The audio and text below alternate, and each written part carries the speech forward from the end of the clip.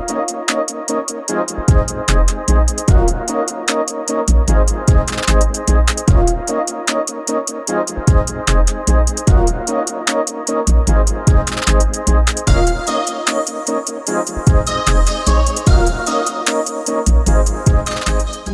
to For the Common Good with Juanita, a show where we inform, inspire, and empower our businesses, our communities, and people just like you.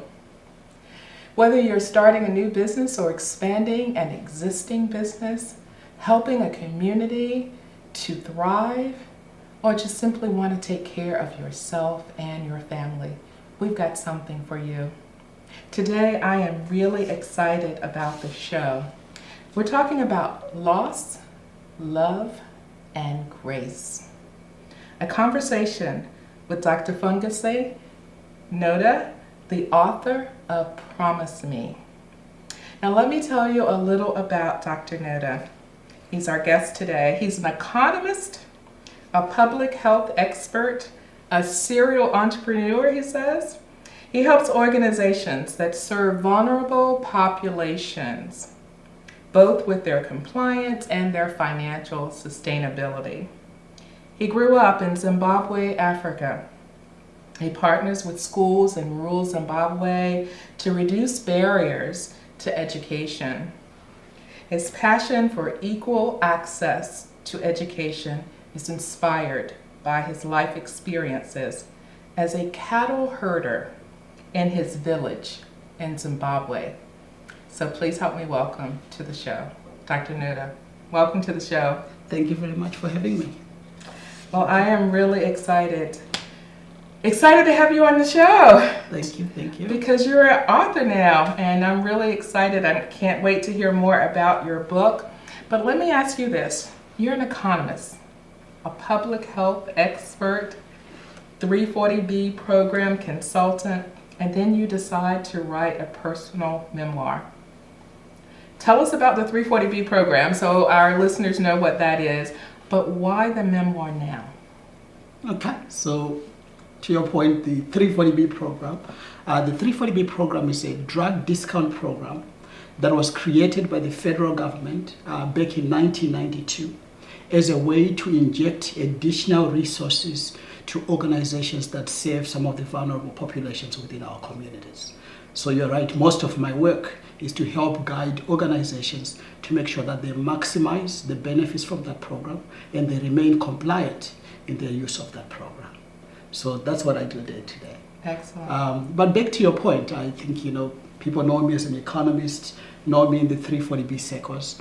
But one of the things that the title that I embrace with much more emotional attachment and a much deeper connection is being a dad. Right? I'm blessed, me and my wife are blessed with an 8-year-old son. He's actually the reason why I wrote the book. Oh, wow. Yeah, so when my son was born in 2013, the responsibility of being a father weighed very heavily on me. So I started to reflect, right? If again, as a point of reference, I never get to see my dad, right? So I started to think, if my father was there, what would I have expected from him? Mm-hmm. I wished my father had wrote letters for me, sharing his lessons through life, his experiences that I could see. So I started a new tradition of writing my son a letter on his birthday. Every birthday, I'll write him a letter. Wow. So I was a very naive dad. I thought for his first birthday, I'll write him a 1-page letter. His second birthday, 2-page letter. Needless to say, in 2020, during the pandemic, my son was turning 7, so I had to write a 7-page letter. So that took me into doing a lot of reflection about the lessons I wanted to pass to him, the type of legacy I wanted to give to my son. So the culmination of all those letters led me to put it together into a book that you see today. Amazing. What an amazing story. What a gift to your child, though. Thank you. Wow. So, talking about the book, Promise Me, You Will Take Care of Your Brother. Wow. So, tell us about the title of that book and why it's significant. So the title of the book is actually, these are my mother's last words. So my mother passed when I was 11. So I remember when I went to see her for what became the last time I saw her. And she was frail. She had lost a lot of weight. And when I was leaving, she was staying at my auntie's house. When I was leaving, she pulled me closer, said, promise me one thing, you take care of your little brother. So those words have sort of lived with me. Initially, I took them to mean taking care of my immediate little brother, but they've guided me into looking at the whole community as my brothers and my sisters and how I could take care of them. So. Oh, wow. What a story. You talk about the loss of your mother, so you remember, the point where your mother left you. But growing up, what was it like? I guess the first point is, what does it mean to lose someone, especially as a child? Right. I think to truly lose someone is to have truly loved someone. And there's no greater love for a child than the love for the parent, right, for the mother. So for me, I think losing my mother at a young age also taught me the depth of love that somebody could have for the other. So that's one. Then number two, my mother only died when she was 32.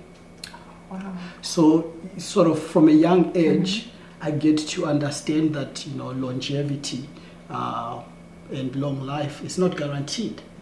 So if you have to make an impact, if you have to take an action, nothing is guaranteed. So everything you do, you have to take that at the moment that you can. Have to be intentional about everything Very you do. intentional, yes. Wow. Oh, that's amazing. We're gonna take a short break on that. Powerful. We're gonna take a short break and we're gonna come back and we're gonna hear more from Dr. Nota about his new book. We'll be right back. Don't you go anywhere.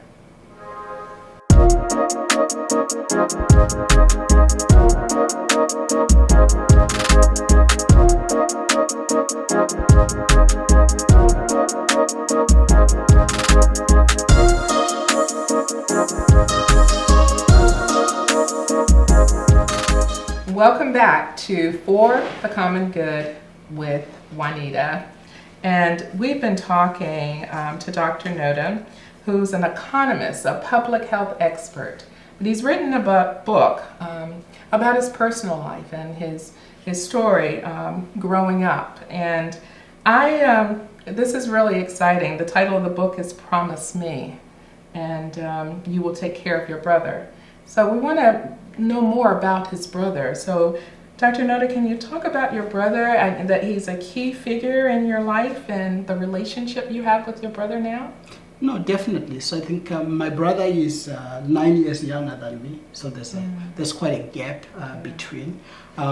So one, I would like to say, I think when my mom passed and she left me that challenge to sort of take care of my brother, I sort of think that saved me, right? At a young age, you needed some sense of purpose, some sense of direction. And having my little brother for me to take care of him sort of helped me become what I think I am today, the little success I have today.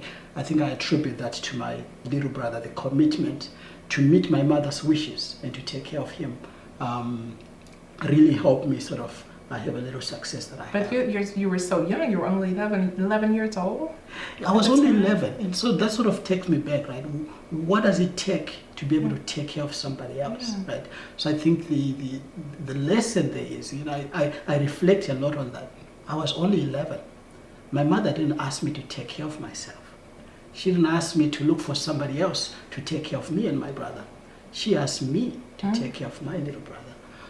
So I always think maybe what it takes to take care of somebody else is not money, is not a lot of resources, but maybe just a passion and love for the other, and the presence and the prayer for each other is what we need in order to take care of each other. So I sort of, that sort of became sort of the mantra of my life. But talking about my brother, he has grown to be a family man. Yeah, he's married, has kids.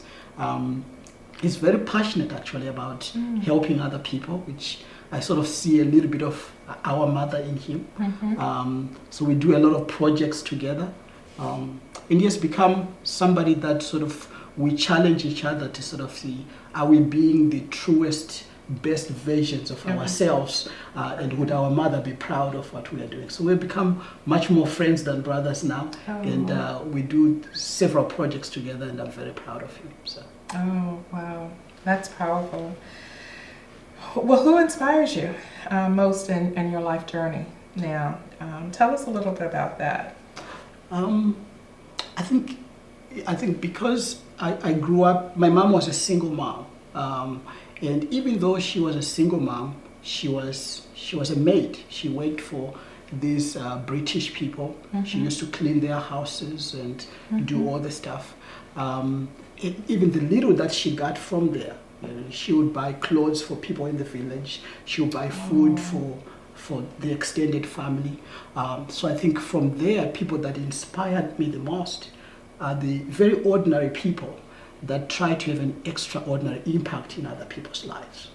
And in my life in particular, is punctuated by a lot of those. I have uncles and aunts that themselves don't have much, or even friends in the village, right, that to sacrifice time to help me get to where I need to get to. So those very ordinary people that devote their time, their efforts, their prayers to make a significant impact in the lives of the others really inspire me. Wow.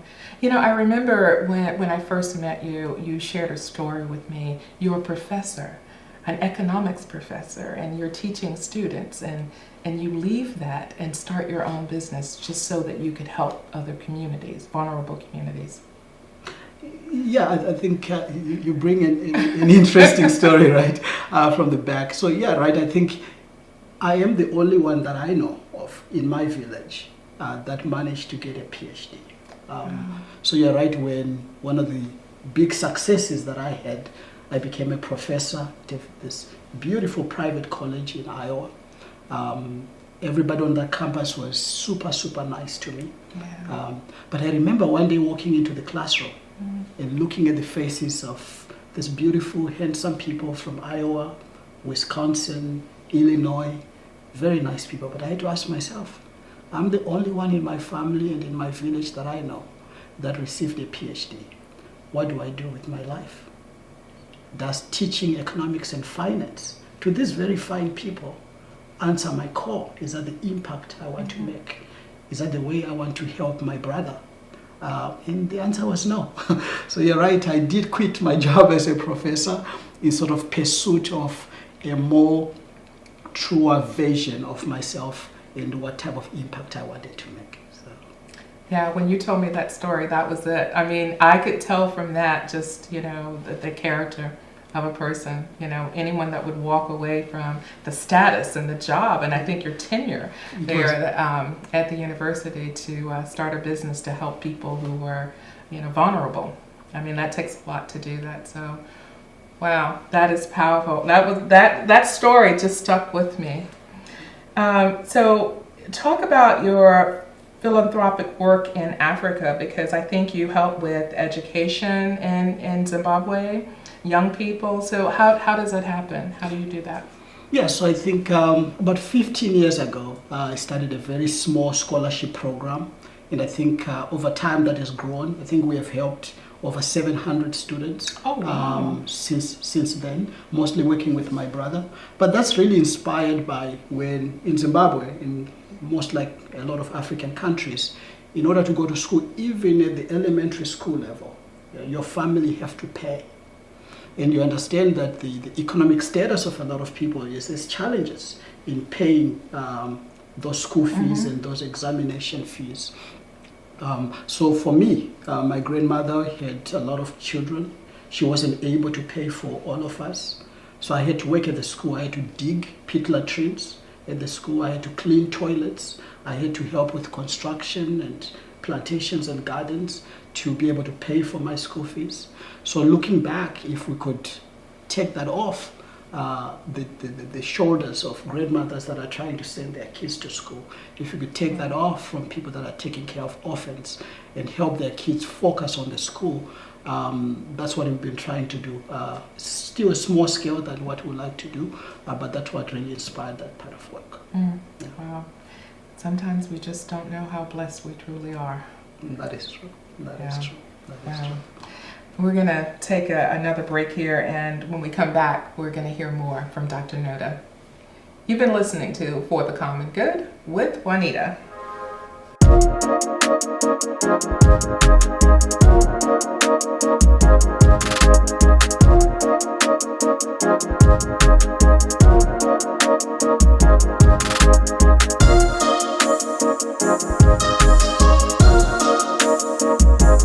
Back to For the Common Good with Juanita, and we're talking to Dr. Nota about his new book, Promise Me. I wanted to, on the end of the last segment, we were talking about your philanthropic work in Africa and Zimbabwe related to education for the young people. There has to be challenges associated with that. So what are some of the challenges you've run into?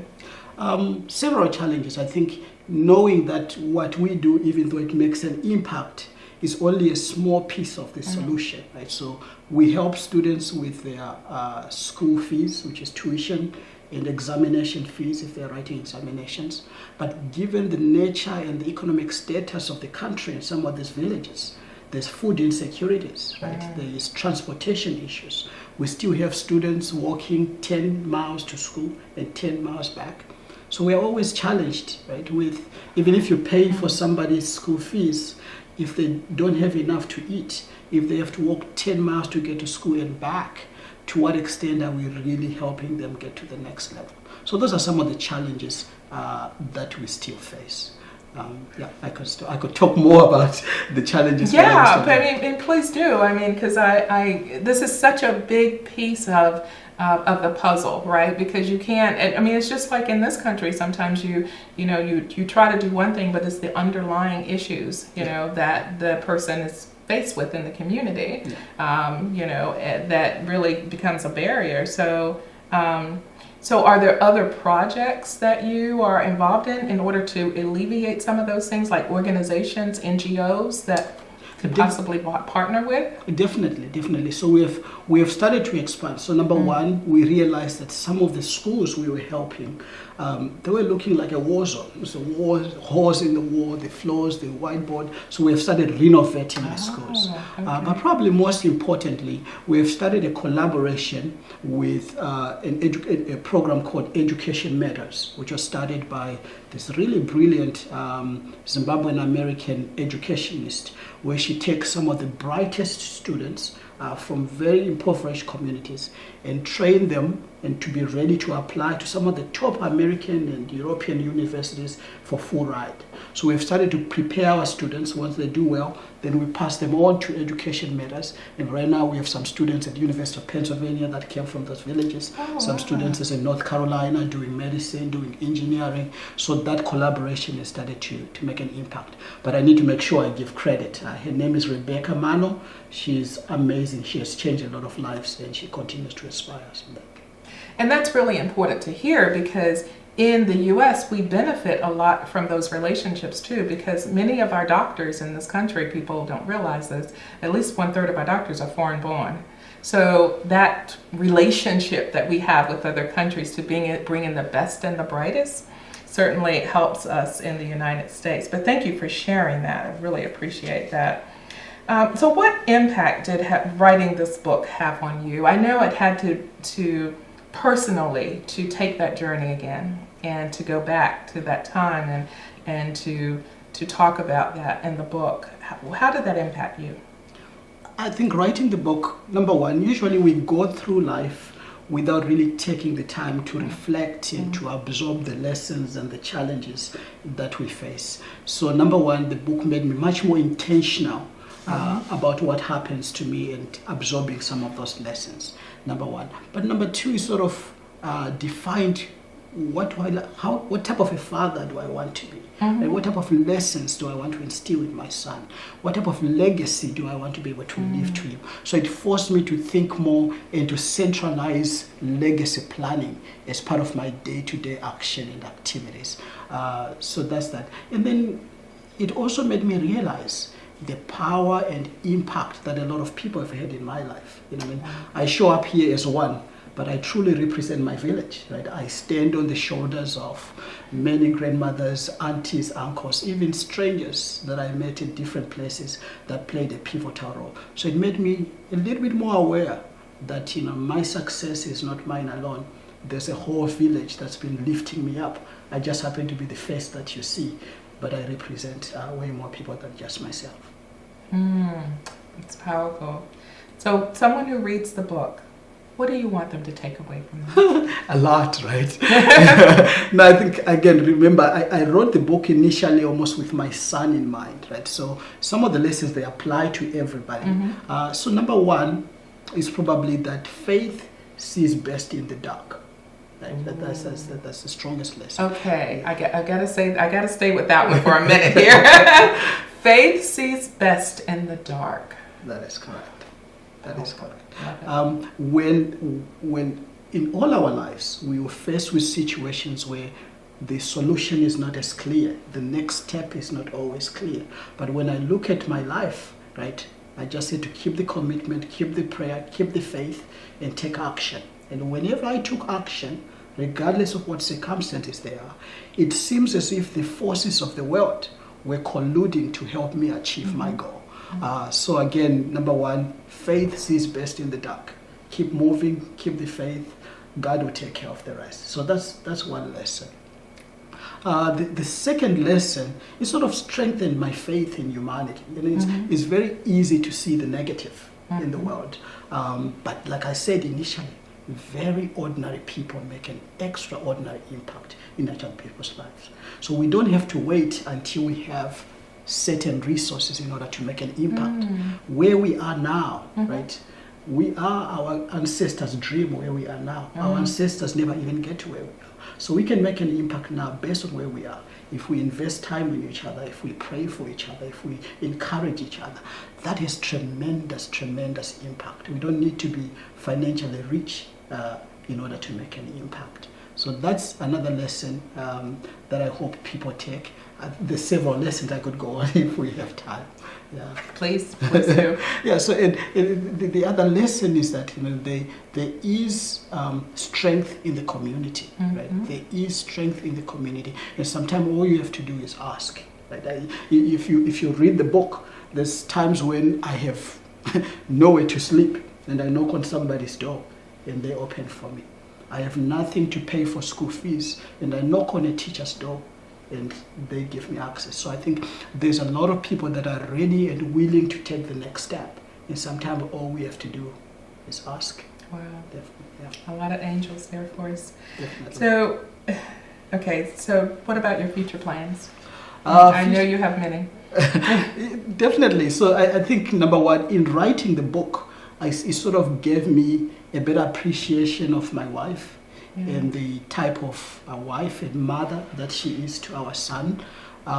So I think my next book, I sort of want to celebrate that, right? Celebrate the ordinary people in our lives that make that extraordinary impact, and tying that to sort of my own personal love life, my own son's view of his own mother. So that's one project that I'm working on.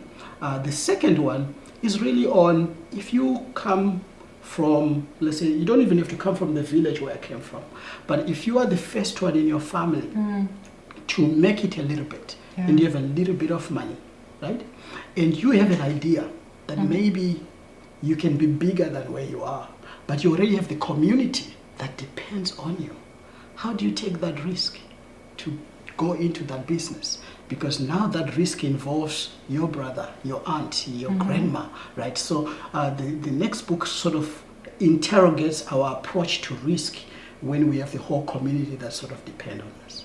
Wow, Yeah. that's powerful. Now, how could someone get a copy of your book, and how can they reach you if they want to contact you after the show? Definitely. So the book is on Amazon, so you can find it on Amazon. You can find it in Barnes & Noble.